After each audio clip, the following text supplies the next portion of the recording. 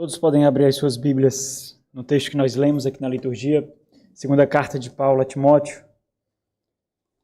No capítulo de número 3, nós vamos continuar a exposição dessas conhecidas por epístolas pastorais, cartas pastorais. Já fizemos isso com a primeira carta de Paulo a Timóteo, fizemos isso com a carta de Paulo a Tito e vamos fazer isso agora, continuar a exposição da segunda carta de Paulo a Timóteo. Antes de nós passarmos para a reflexão, vamos ler um trecho dessa passagem, aquilo onde nós dedicaremos a nossa atenção, capítulo 3, versículo 1, diz assim: Sabe, porém, isto, nos últimos dias sobrevirão tempos difíceis, pois os homens serão egoístas, avarentos, jactanciosos, arrogantes, blasfemadores, desobedientes aos pais, ingratos, irreverentes, desafeiçoados, implacáveis, caluniadores, sem domínio de si, cruéis, inimigos do bem, traidores, atrevidos, enfatuados, mais amigo dos prazeres do que amigo de Deus, tendo forma de piedade, negando-lhe, entretanto, o poder. Foge também destes.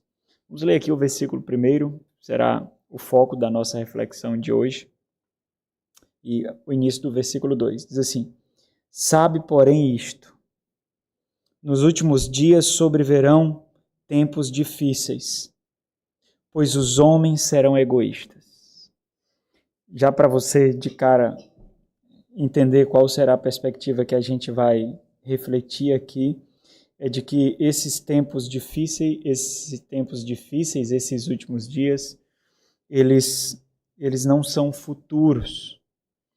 Paulo fala especificamente do tempo presente, apesar de apontar para uma realidade que será profundamente mais intensa do que aquela igreja vivia e que nós também vivemos. Sabe, porém, isto, nos últimos dias sobrevirão tempos difíceis, pois os homens serão egoístas. Vamos orar.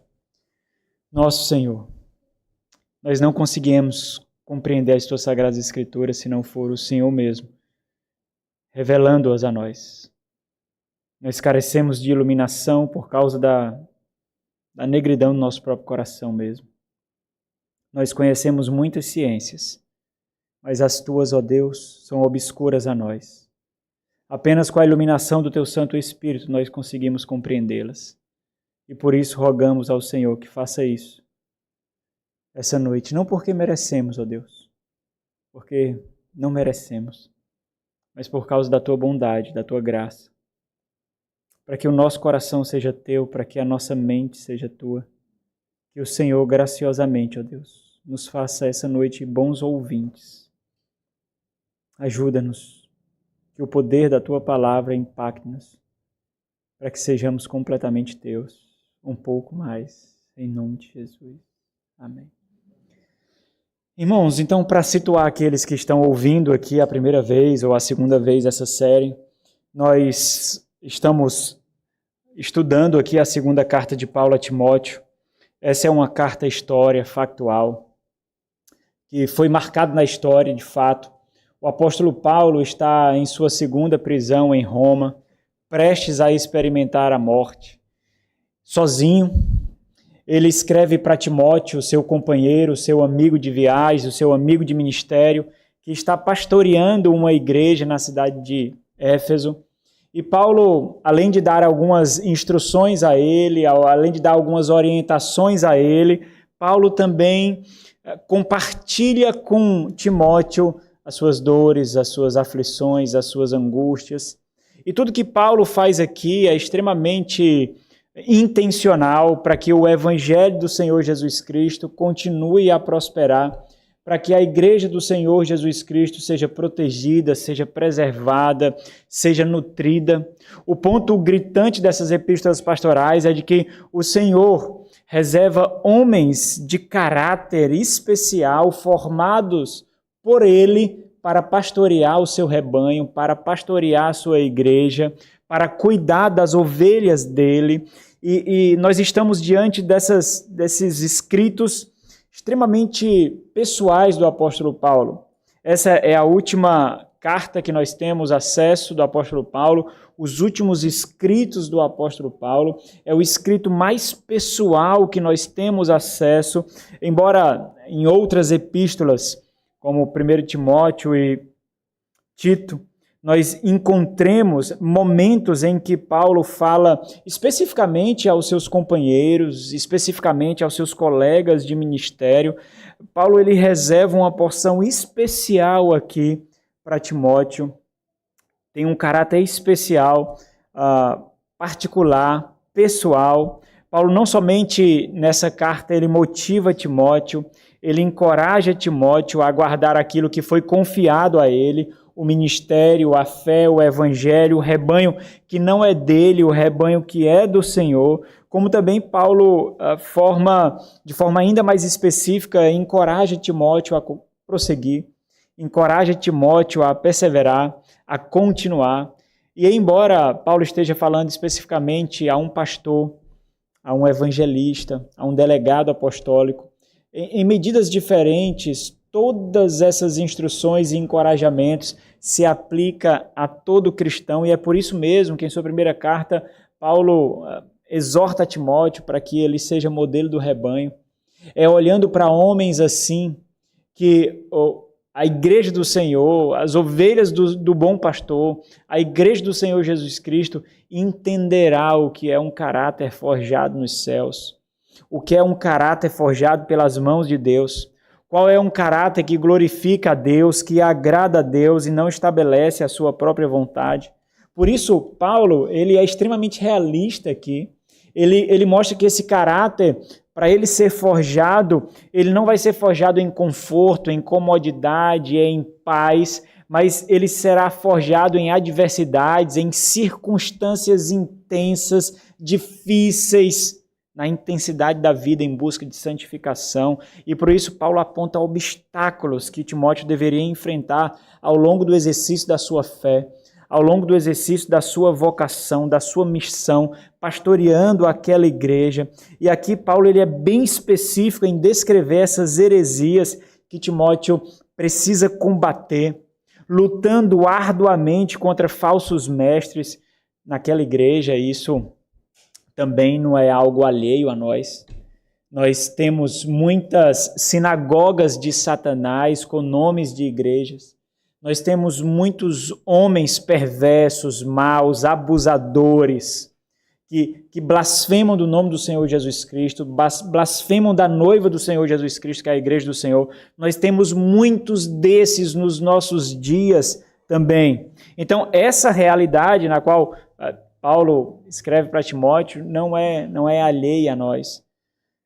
Nós compreendemos plenamente o que isso significa. Então, a intensidade com que Paulo exorta Timóteo é justamente por causa da frouxidão com que muitos combatem esses homens corruptos e perversos, imorais, que ao invés de cuidar das ovelhas do Senhor, abusam das ovelhas do Senhor. E ao mesmo tempo que Paulo faz isso, o próprio Paulo serve de testemunho de fidelidade. A fidelidade de Paulo o levou à morte.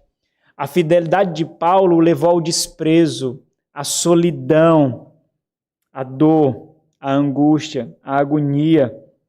E é isso que ele encoraja Timóteo. O teu descanso não é nessa pátria. A tua satisfação plena não acontecerá aqui. A tua paz plena não será experimentada aqui. Os gozos que nós experimentamos aqui, os lampejos de felicidade, de contentamento que nós experimentamos aqui, não é um fim em si mesmo.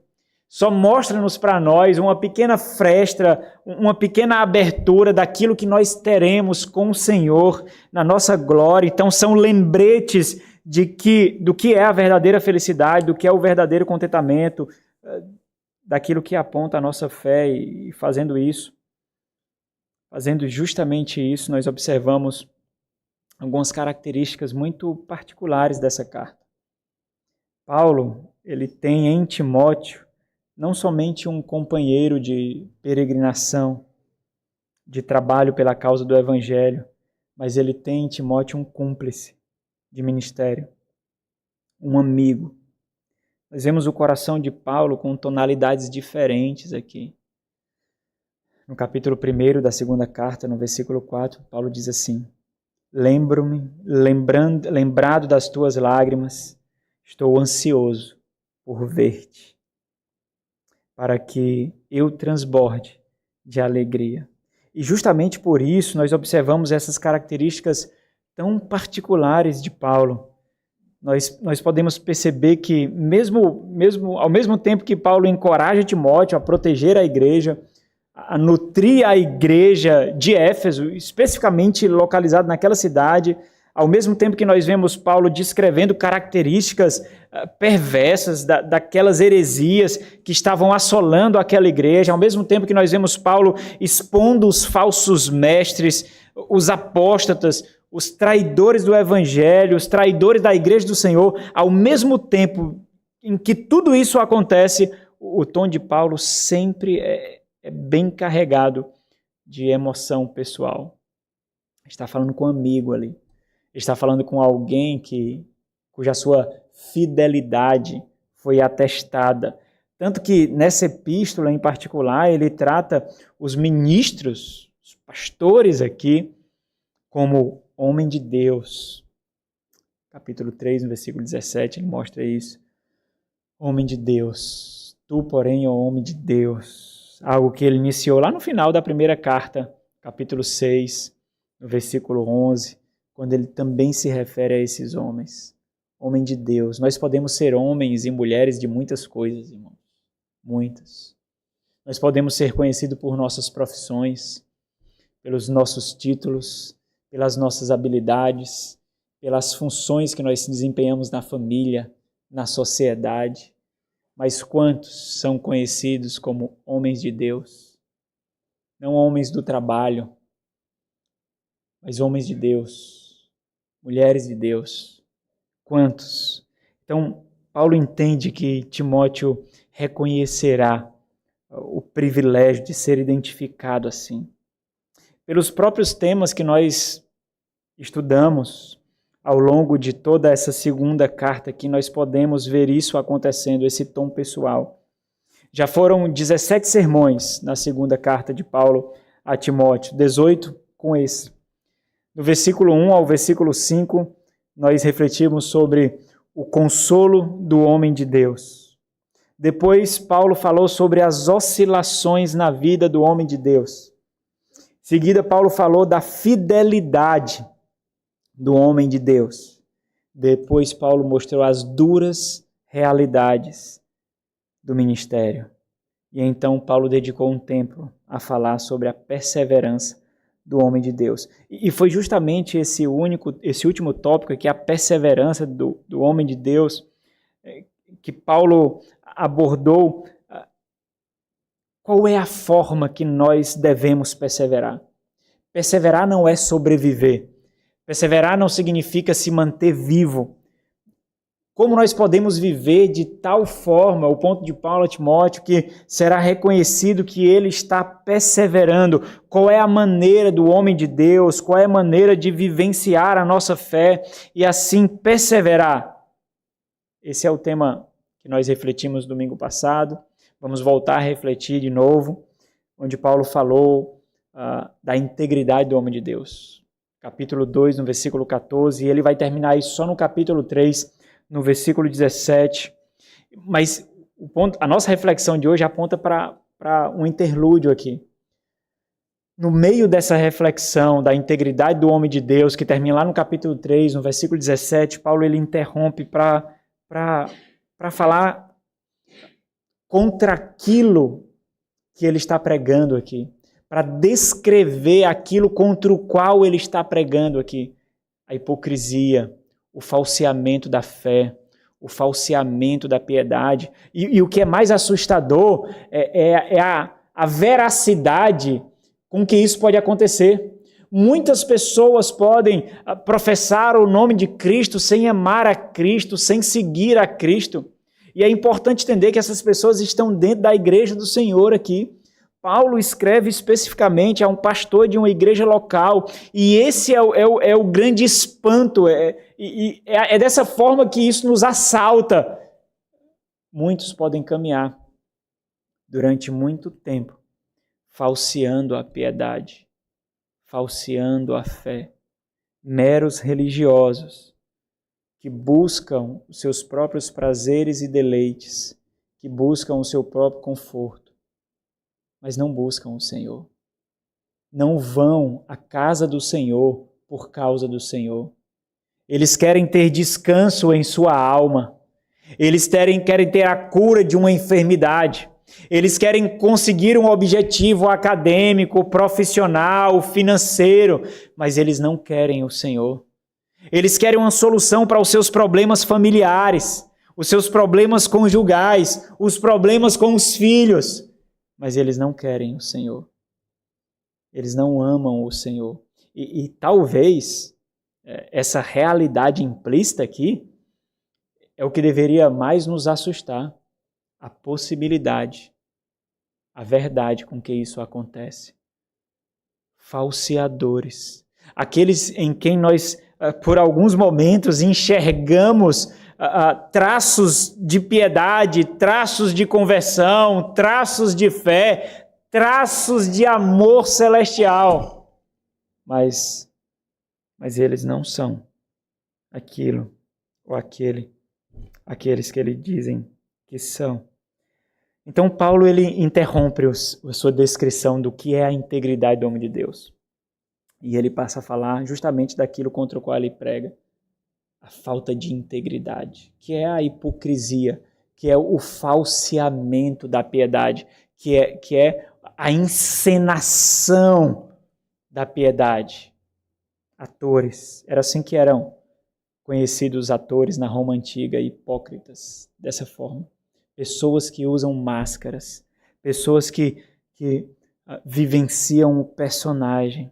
E aí, depois disso, Paulo vai continuar falando sobre a integridade do homem de Deus, a partir do versículo 10. Ele vai continuar e vai findar no versículo 17. E isso torna ainda mais impactante a exortação de Paulo. O ponto é justamente isso, de forma muito simples, mas absurdamente aterradora, e infelizmente é que esse misto será uma realidade no ministério pastoral e será uma realidade na vida da igreja, ao mesmo tempo que de forma tão simples Paulo expõe aqui e exorta. Essa verdade não pode ser roubada dos nossos olhos, esse misto.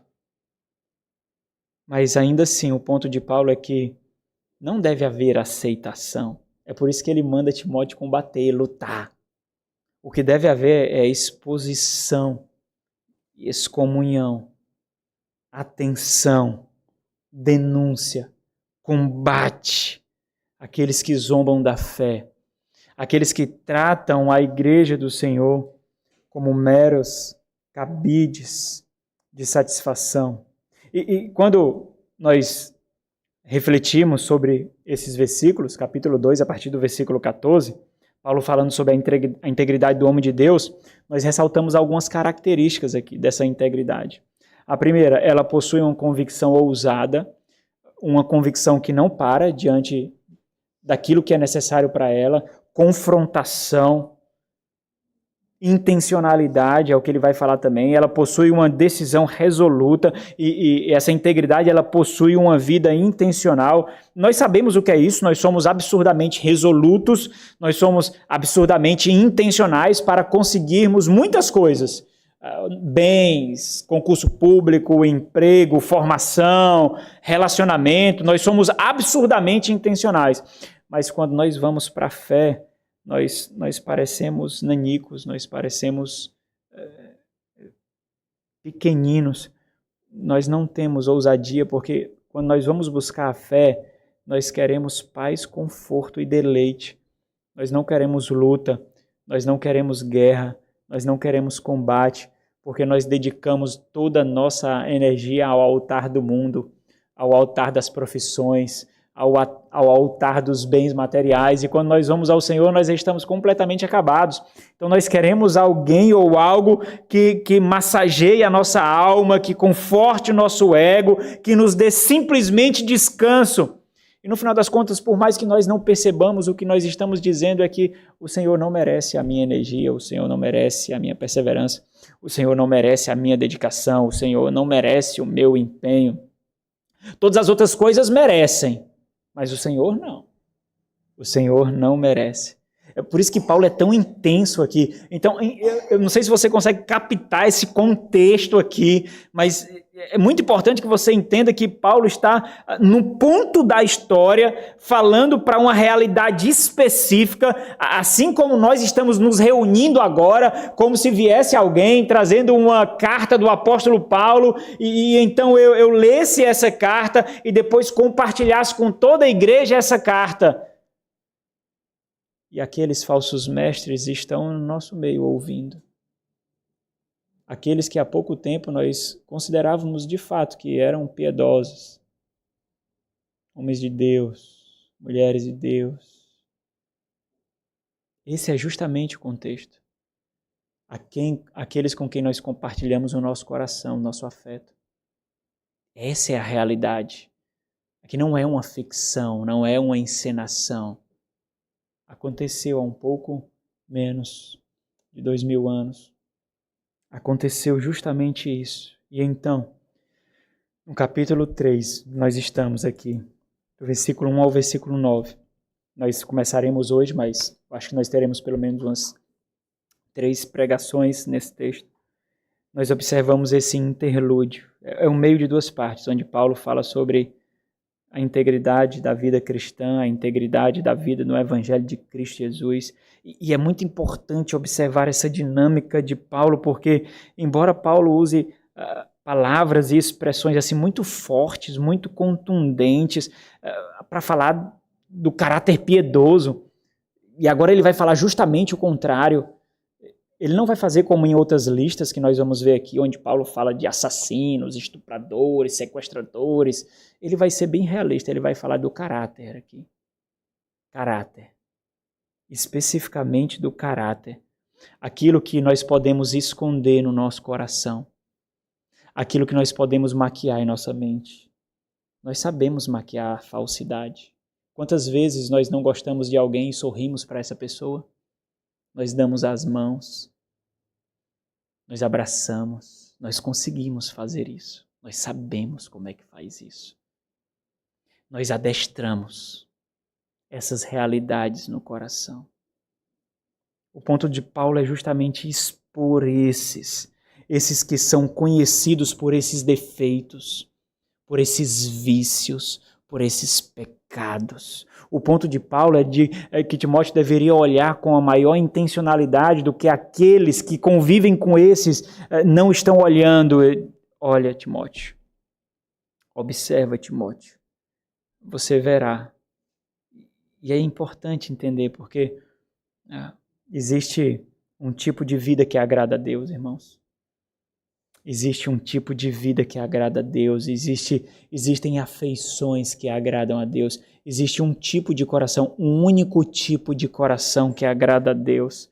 Existe um único testemunho que exibe renúncia, que exibe fé, que exibe a vida no Evangelho. O que Paulo faz aqui é colocar no meio dessa descrição essas deformidades. E quando ele coloca no meio da sua exposição aqui, dessas descrições e exemplos contra o qual ele está pregando aqui, essa realidade se torna ainda mais viva, a sua exortação se torna ainda mais viva. A grande questão, portanto, é que ele precisa deixar evidente a realidade da vida desse lado da eternidade, mesmo na igreja do Senhor, mesmo entre o povo do Senhor, o fato de que, infelizmente, não encontraremos apenas exemplos de integridade na vida da igreja do Senhor. Penosamente, nós encontraremos falsificadores, maquiadores, nós encontraremos hipócritas, aqueles que nós julgamos que eram representantes de Cristo Jesus. Lembra o que está acontecendo aqui mais uma vez. Paulo fundou a igreja de Timóteo. a igreja de Éfeso. Passou ali mais de 3 anos. 3 anos, nas suas 2 viagens para lá, passou 3 anos e 3 meses. Ele forma ali oficiais, ele deixa presbíteros ali. E ele segue a sua 3ª viagem missionária, o Espírito Santo o compeliu, fez arder o seu coração, Atos capítulo 19, para que ele interrompesse essa 3ª viagem missionária e chamasse os presbíteros daquela igreja, os pastores daquela igreja, os líderes daquela igreja, para uma última advertência, uma chamada à atenção, porque ele encontraria no meio daquela igreja lobos vorazes e algumas feras que penetrariam naquela igreja para destruir o rebanho do Senhor. Paulo, então, de Mileto, manda chamar esses presbíteros e Paulo os exorta. E a exortação de Paulo não é algo que nós não temos acesso, não temos conhecimento, não é algo generalizado, assim, olha, presta atenção, pessoal, vai vir tempos difíceis aí, essa é a realidade desse lado da eternidade, os tempos difíceis, pessoas que vão tentar abusar do rebanho, não. Pelo Espírito Santo de Deus, o apóstolo Paulo profetiza especificamente que se levantarão no meio deles lobos vorazes e feras penetrariam para matar o rebanho. O imaginário é de uma selva mesmo, feras pegando as ovelhas, machucando, mordendo, matando as ovelhas, com garras e presas. E ainda assim, esses homens sucumbiram. Esses homens, eles foram inundados pelos falsos mestres. Os falsos mestres tomam conta daquela igreja. Como é que Paulo socorrerá aquela igreja? Paulo envia Timóteo para socorrer aquela igreja. E Timóteo tem que denunciar quem? Aqueles com quem toda a igreja tinha relacionamento. Aqueles com quem toda a igreja tinha as suas afeições compartilhadas. E Paulo descreve como esses serão manifestados ali. E esse é o tema da nossa mensagem, né? A falta de integridade dos últimos dias. A falta de integridade dos últimos dias.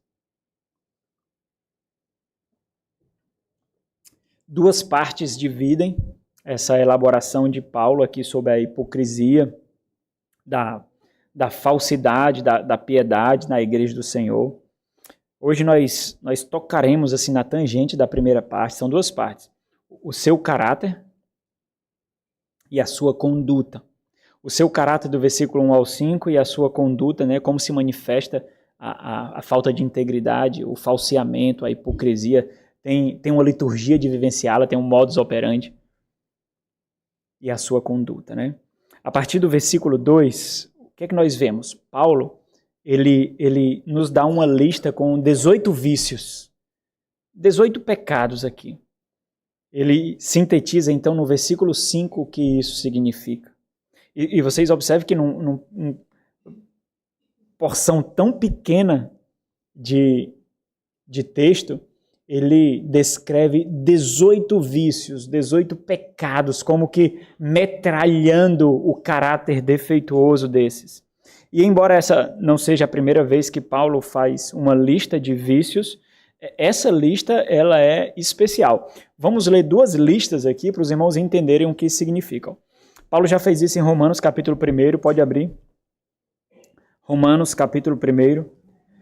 A partir do versículo 29, eu vou ler, vocês acompanham aí em suas Bíblias. Paulo diz assim, Romanos 1, 29, diz assim, cheios de toda injustiça, e ele começa, malícia. Agora, observe os termos que Paulo vai utilizar para falar desses vícios, desses pecados aqui, como é bem diferente do que Paulo utiliza lá em 2 Timóteo. Ó. Cheios de toda injustiça, malícia, avareza, maldade, possuídos de inveja, e então ele diz, homicídio, contenda, dolo e malignidade, sendo difamadores, caluniadores, aborrecidos de Deus, insolentes, soberbos, presunçosos e inventores de males, desobedientes aos pais, só apareceu de novo aqui, insensatos, pérfidos, sem afeição natural e sem misericórdia. Contudo, diferentemente da nossa lista, Aqui, Paulo ele é bastante geral. Paulo está generalizando uma porção da humanidade, ele está apontando para o mundo não cristão.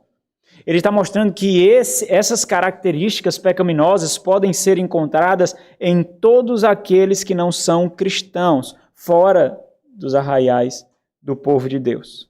Mas Paulo também, pode ir para a primeira carta de Paulo a Timóteo, 1 Timóteo, Paulo descreve outra lista de vícios, lá em 1 Timóteo capítulo 1, a partir do versículo 8, eu lerei, os irmãos acompanham, diz assim: sabemos, porém, que a lei é boa, se alguém dela se utiliza de modo legítimo, tendo em vista que não se promulga lei para quem é justo, mas para transgressores. Ele vai dar a descrição daqueles para quem se promulga a lei, mas para transgressores e rebeldes, irreverentes e pecadores, ímpios, profanos, parricidas, que são assassinos de pais, matricidas, assassinos de mães, homicidas, assassinos em geral, impuros, sodomitas, que são homossexuais, raptores de homens, sequestradores, mentirosos, perjuros, e para tudo quanto se opõe à sã doutrina, segundo o Evangelho. Paulo é o seguinte, olha, isso aqui não sou eu que estou inventando, é segundo o Evangelho da glória do Deus bendito, do qual fui encarregado. E aqui, nitidamente, nós entendemos que Paulo está sendo muito específico aqui, no sentido de descrever uma situação contextual na qual a lei foi entregue para denunciar o injusto e beneficiar o justo, mesmo que também seja aplicado aos falsos mestres lá na igreja de Éfeso, mas Paulo está sendo bem generalizante aqui. Como é que a gente entende que Paulo está generalizando? Pelo próprio contexto, a lei foi promulgada não para justos, mas para injustos, mas também os termos que o próprio Paulo utiliza aqui, por exemplo, Paulo não está dizendo, Paulo sequer está dizendo que os mestres, os falsos mestres, os oponentes do evangelho naquela igreja são assassinos, por exemplo. São homossexuais, por exemplo. Ele não quer descrever isso. O ponto de Paulo é justamente para falar o que a lei expõe. Mas a nossa lista, que nós refletimos aqui, do segunda carta de Paulo, pode ir para lá, a Timóteo, no capítulo 3, a partir do versículo 2, do 2 ao 5, em especial, embora ela tenha algumas similaridades com as listas que nós citamos também aqui, elas podem sim ser aplicadas de forma geral, mas Paulo, o próprio contexto e a forma como Paulo aplica essa lista aqui, para exortar a Timóteo, nos mostra que Paulo está sendo bem específico aqui, apontando para os oponentes naquela igreja, para a situação histórica naquela igreja, os oponentes do evangelho, os infiltrados na igreja de Éfeso. Ou seja, Paulo está especificamente apontando a realidade daquela igreja local, naquele contexto. E nós vemos isso no final do versículo 5. Não fazia sentido Paulo dizer assim, foge destes. Não fazia sentido se fosse uma realidade somente futura, por exemplo. E o versículo 6 também deixa isso muito claro, quando ele faz menção aqui de um acontecimento contextual ali. Versículo 6 diz assim, pois entre estes se encontram os que penetram sorrateiramente nas casas e conseguem cativar, aprisionar mulherinhas sobrecarregadas de pecados ou conduzidas por várias paixões. Portanto, o ponto de Paulo aqui é que esses falsos conversos, esses falsos professos, esses falsos mestres, os oponentes de Cristo, eles estão falseando a fé e a piedade para permanecerem infiltrados dentro da igreja. E conforme eu apontei anteriormente, Paulo trabalha isso de duas formas. Primeiro, descrevendo o caráter desses homens. E o ponto de Paulo é que, por meio da conduta deles, o caráter deles será evidenciado. Então, no primeiro momento, Paulo descreve o caráter. No segundo momento, Paulo mostra qual é a conduta deles, ou seja, como esse caráter é manifestado. E claro que, entre essas descrições, nós vemos exortações, nós vemos encorajamentos, nós vemos o próprio Paulo apontando o fim deles. Eles sucumbirão, eles serão construtores da sua própria armadilha. O prazer deles durará pouco. Eles eles serão tomados por sua própria ruína. Então, vamos iniciar a reflexão aqui desses versículos. Nós vamos finalizar aqui dedicando o tempo àquilo que traz uma perspectiva absurdamente importante para a gente, que é essa expressão os últimos dias. Naturalmente, a gente aplica só os dias finais. Isso traz um deleite para a gente, né? Nós não vivenciaremos isso. Nós não estamos lá. Sabe, porém, isto. Nos últimos dias sobrevirão tempos difíceis. E antes de observar a lista de vícios, irmãos, nós temos que dedicar um tempo aqui nesse versículo. Ele coloca uma luz muito diferente aqui na descrição que Paulo faz. Esse versículo é muito importante porque, dentro de todo o contexto, nós observamos que Paulo está mostrando aqui para cada cristão e para a própria vida da igreja que nós já vivenciamos isso na nossa vida comum.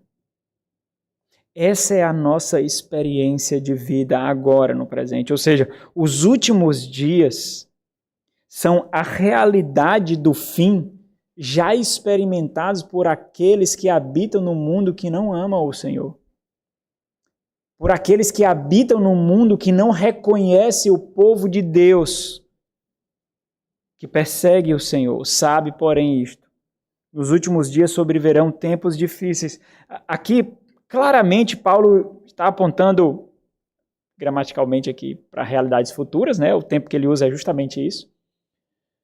Não só pela expressão últimos dias, mas por ele apontar que sobrevirão tempos difíceis. Agora observem aqui, quando Paulo aponta para a apostasia, para a zombaria, para a absurda oposição a Cristo, à igreja e ao evangelho dos últimos dias, claro que se referindo, obviamente, ao retorno do Senhor Jesus Cristo para consumar a sua obra e fazer novos céus e nova terra, é o fim de fato.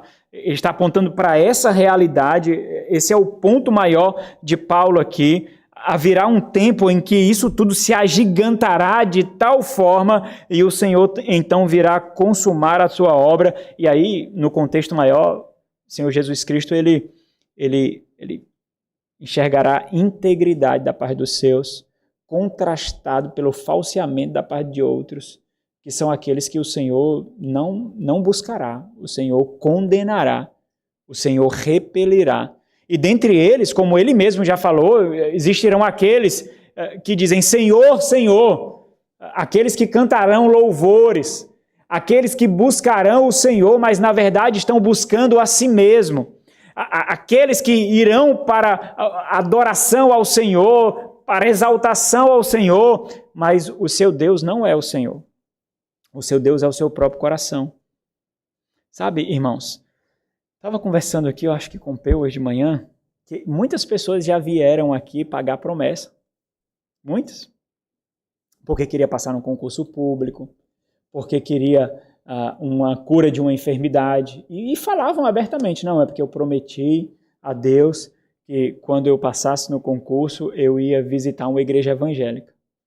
Não, é porque eu prometi ao Senhor, eu fiz um voto com o Senhor, que se eu fosse curado dessa enfermidade, eu faria algumas visitas à igreja evangélica. Quem é Deus nessa história? Quem está sendo satisfeito nessa história? Observe que não há uma percepção. Ele é o Deus. É Ele que precisa ser satisfeito. Deus é um servo que precisa servi-lo. O Senhor não buscará esses. Não. Quando nós buscamos a Deus, nós temos os nossos joelhos marcados. Nós vamos rastejando para Deus. Nós não somos senhores do mundo. Nós não somos personalidades na sociedade. Nós não somos as nossas riquezas, os nossos bens. Nós vamos com as pernas rasgadas, joelhos feridos e mãos vazias. É assim que nós buscamos o Senhor. Não com o olhar altivo. É por isso que todas as listas vocês observam, tanto nos Salmos como aqui, vocês observam que inevitavelmente tem arrogantes, prepotentes, altivos, egoístas, amantes de si mesmo, amantes dos prazeres, toda lista. Por quê? Porque esses não se dobram diante de Deus. Eles não conhecem a Deus. Então, observa aqui. Embora Paulo esteja se referindo a essa realidade dos últimos dias, apontando para o retorno do Senhor Jesus Cristo, a forma como ele nos ensina isso é muito importante para a nossa vida da igreja no presente, em nosso presente, assim como foi para Timóteo, por alguns motivos. Primeiro, aqui Paulo está fazendo uma exortação a Timóteo para uma situação presente que ele estava enfrentando ali, naquele momento. Não significaria nada para Timóteo se o significado disso fosse apenas futuro. Paulo faz isso estabelecendo um contraste com a integridade que Timóteo deveria testemunhar naquela igreja que ele acabou de descrever. É por isso que ele começa, sabe, porém, isto. Porém, ele está fazendo um contraste dessa integridade. Ou seja, ao mesmo tempo que você testemunhará integridade, existirão aqueles que falsearão essa integridade. Sabe, porém, isto. Fique ciente disto, toma nota disso, compreenda isto, que nos últimos dias sobrevirão, nos últimos dias acontecerão, haverá tempos difíceis, os últimos dias serão problemáticos, os últimos dias serão estressantes ou angustiantes, se nós formos mais específicos, os últimos dias serão duros, serão intensos e densos. E outra, o ponto de Paulo aqui é que no ministério e na vida da igreja, nós nos deparamos no presente com reflexos dessa realidade apóstata futura. Isso será o comum na vida da igreja. É por isso que no final do versículo 5 ele diz, foge, desvia-te, aparta-te também destes. O que não significaria nada se essa fosse uma realidade meramente futura para Timóteo. Versículo 6 também deixa isso muito claro, pois entre estes se encontram os que penetram sorrateiramente nas casas e conseguem cativar mulherinhas sobrecarregadas de pecado. O ponto de Paulo aqui, irmãos, portanto, é muito exortativo e realista para nós no presente. Porque quando nós buscamos igreja, por que nós buscamos igreja?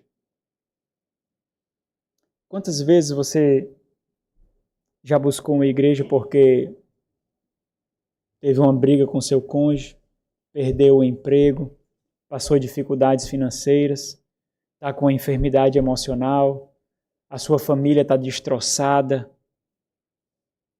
Essa é a nossa realidade. Nós não sabemos o que é a fé, nós não sabemos o que é se deleitar em Deus, mesmo passando dificuldades, mesmo passando adversidades. Essa é a verdadeira fé. É se deleitar em Deus. É saber que o meu contentamento não reside no exterior, nas circunstâncias, mas naquele que habita em mim, o Espírito Santo de Deus.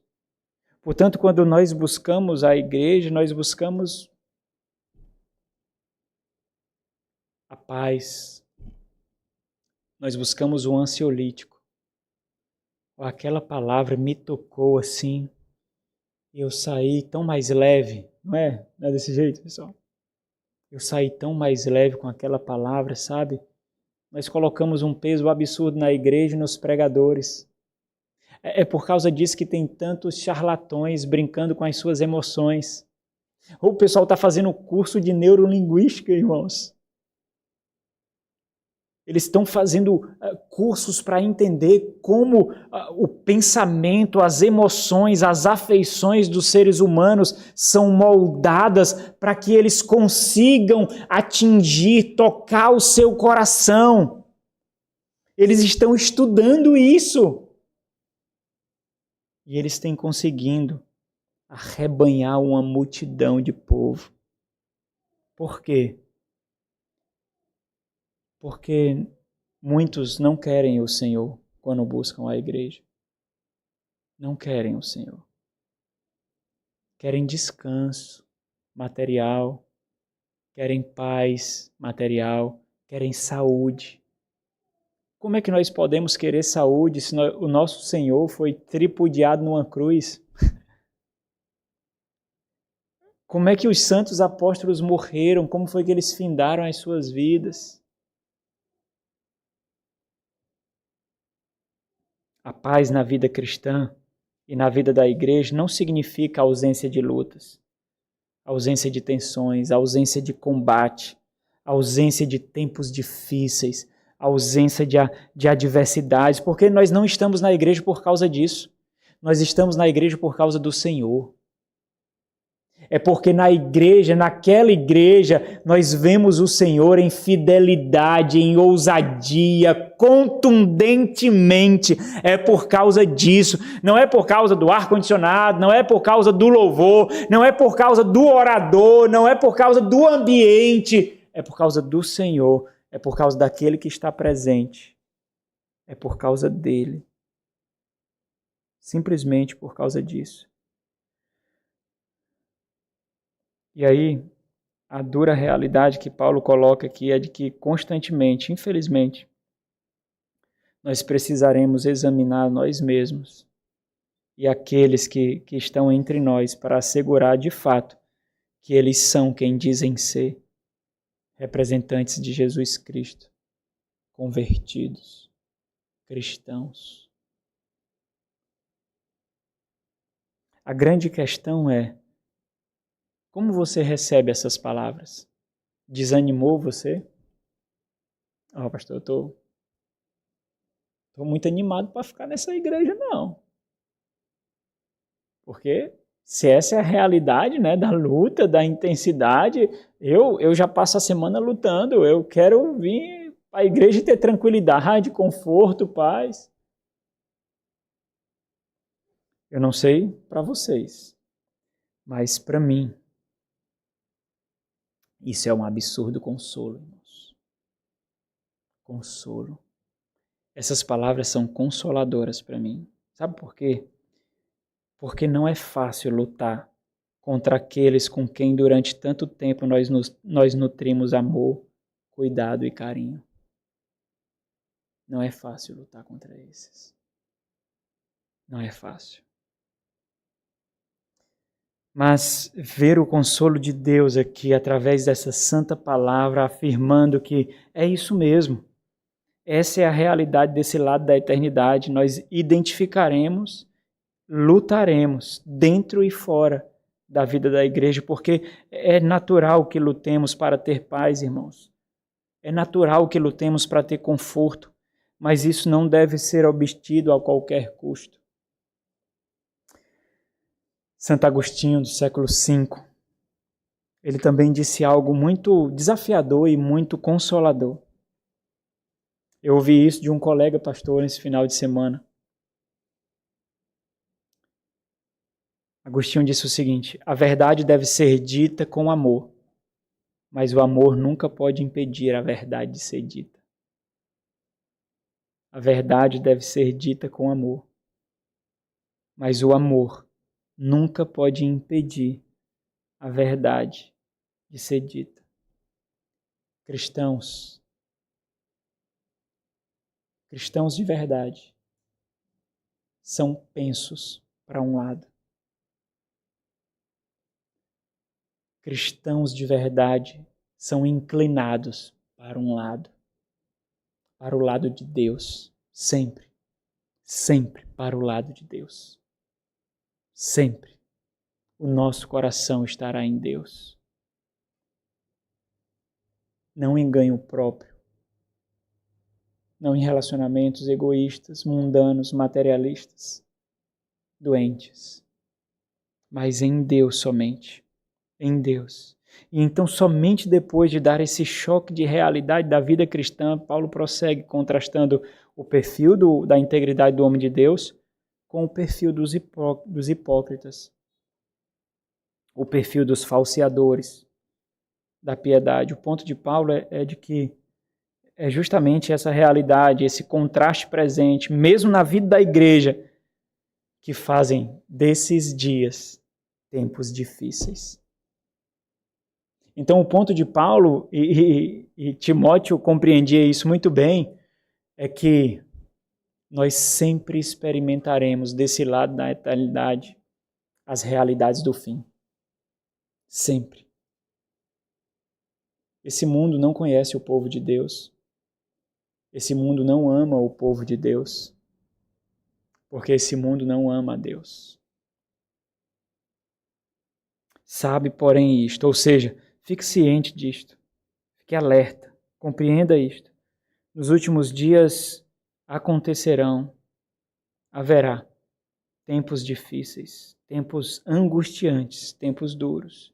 Então, somente depois de Paulo estabelecer a devida percepção dessa realidade da vida cristã, e essa é uma percepção que deve formar, moldar o que significa fé, o que significa vida na igreja, nesse mundo que ainda não pertence totalmente ao Senhor, no mundo em que o povo de Deus é rejeitado. Somente depois disso, Paulo expõe essa lista de vícios de caráter, de perversos, de falseadores de piedade, que usurparam a bondade e a confiança do povo de Deus e estão infiltrados no povo de Deus, estão convivendo no meio do povo de Deus. Somente depois disso, Paulo mostra que essa é a realidade do perfil daqueles que nós encontraremos. E é justamente isso que faz com que esses tempos sejam difíceis. A vida da igreja, a vida cristã, a vida do ministério pastoral serão justamente marcados por oposição. E infelizmente, irmãos, muitas vezes essa oposição será contra aqueles com quem antes nós experimentávamos comunhão. E essa é uma das realidades mais duras, mais difíceis. Parece quando você caminha em fidelidade, em integridade ao Senhor, parece que você vai amontoando aqueles com quem você não consegue mais se relacionar. E essa é uma dos grandes preços pagos por amar o Senhor no mundo que não o ama. E por isso, logo de cara, a gente vai ler só o início do versículo 2 para concluir, porque Paulo ele meio que dá uma síntese aqui de quem são esses. Porque eles têm esse caráter. Logo de cara, abrindo essa lista de infiltrados aqui, Paulo resume o caráter deles assim, pois os homens serão egoístas. Literalmente significa serão amantes de si mesmos. E se eles amam a si mesmos, o versículo 4 forma um bloco. Eles amam mais os prazeres do que a Deus. Por que eles são assim? Porque não tem lugar para outro amor no seu coração. Eles não amam o seu Criador. Eles amam a si mesmo. E não há lugar para Deus no meio deles. Stephen Charnock, um puritano inglês, ele disse o seguinte: muitos têm o conhecimento de Deus, mas não têm o prazer nele, em Deus, ou na vontade de Deus. Parece que para muitos a vontade de Deus cerceia a nossa liberdade. Eu quero ouvir um sermão que mostre que eu posso esbanjar dos meus prazeres, eu posso gozar deleitosamente dos bens e dos prazeres e ainda assim receber a bênção de Deus.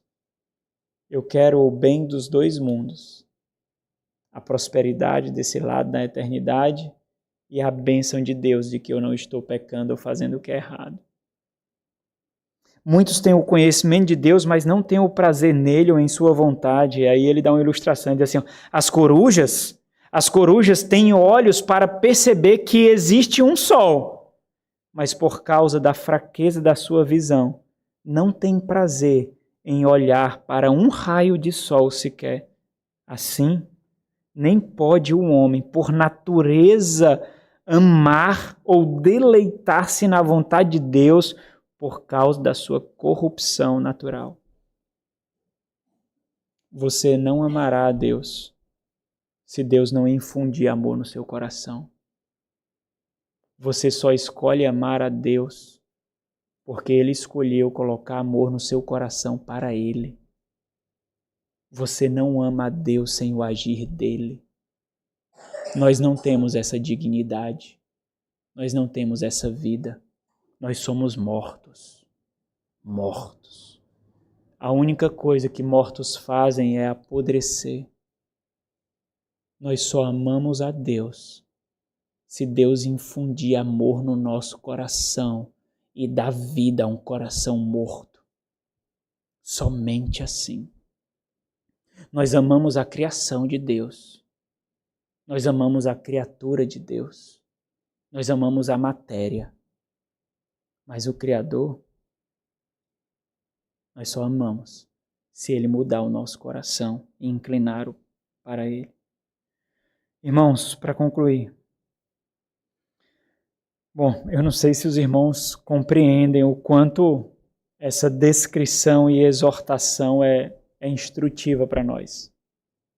Eu não sei se os irmãos conseguem captar, perceber o quanto é exortativo para nós. Mas não somente isso. O quanto ela é reveladora para nosso próprio coração. De como nós concebemos a igreja do Senhor. Quando nós abandonamos a igreja do Senhor por causa de tempos difíceis, irmãos, na verdade, nós nunca amamos a igreja de fato. Nós amamos aquilo que ela dava para a gente. Aquilo que ela fornecia para a gente. Quando nós abandonamos a igreja por tempos difíceis, nós mostramos que nós nunca amamos aqueles com quem nós desenvolvemos amor, afeto, cuidado, comunhão, apesar das diferenças. Quando isso acontece, nós demonstramos que nós estávamos buscando apenas meras satisfações carnais, gozo, deleite, entretenimento. Todo cristão é feito para a guerra. É por isso que a Bíblia descreve que nós temos a armadura de Deus. A linguagem é bélica. Todo cristão é feito para a guerra. Todo cristão é feito para o combate, para a batalha, simplesmente porque é isso que a nova vida exige de nós. O que é que a nova vida exige de nós, irmãos? Morte e sacrifício. Luta. Morte, sacrifício e luta. E eu quero lembrar os irmãos que naquele glorioso dia nós precisamos ser encontrados pelo general da tropa fiéis. Naquele glorioso dia. Uma certa vez eu li uma exclamação do pastor Russell Shedd que me impactou muito. Eu tenho ela na tela do meu computador. Eu olho para ela durante o dia todo. E, embora ele fale especificamente do ministério pastoral, em muitas medidas se aplica a todo cristão. Eu já li para vocês aqui, eu vou ler de novo. Diz assim: triunfo não é ausência de batalhas. Muitas vezes os soldados voltavam da batalha sem braços, sem pernas, ou com os olhos furados, mas voltavam em triunfos. As marcas do ministério ficarão em seus corpos, em seu coração e em sua alma. No grande dia do Senhor, o grande general passará em revista as tropas. Nós estaremos lá, feridos, marcados, mancos, sangrando, mas finalmente nós estaremos lá. Vamos orar. Nosso Santo Deus, a experiência da vida da igreja e da fé cristã foi tão corroída, ó Deus, com o passar do tempo. Nós não buscamos o Senhor com a dedicação de coração como deveríamos. E nós suplicamos o Teu perdão por isso. Nós vivemos num mundo que grita a plenos pulmões que nós somos poderosos, que nós temos valor, que nós temos força, que nós não precisamos agradar ninguém, que nós não precisamos de ninguém, que nós podemos conquistar tudo o que queremos, que nós mesmo sem percebermos, nós tivemos a nossa mente completamente inclinada para esse mundo e para distante do Senhor, meu Deus. Isso faz com que nós busquemos a igreja do Senhor apenas para atrativo pessoal, quando ela não mais fornece aquilo para o qual nós a buscamos, nós simplesmente desprezamos a igreja, a noiva do teu filho, como se nós pudéssemos fazer isso, e então pulamos para outra igreja que forneça aquilo que nós desejamos. Ajuda-nos, ó Deus, a sermos de fato soldados, bons soldados de Cristo Jesus. Ajuda-nos a compreender, ó Pai Santíssimo, que períodos difíceis, ó Deus, revelam a integridade de uma fé. E que quando os tempos difíceis se agigantarem diante de nós, ó Deus, nós possamos nos alegrar por sermos dignos de ter a nossa fé provada pelo Senhor, meu Pai. Ajuda-nos para que sejamos encontrados como homens e mulheres de caráter, numa igreja que ama o Senhor, em nome de Jesus.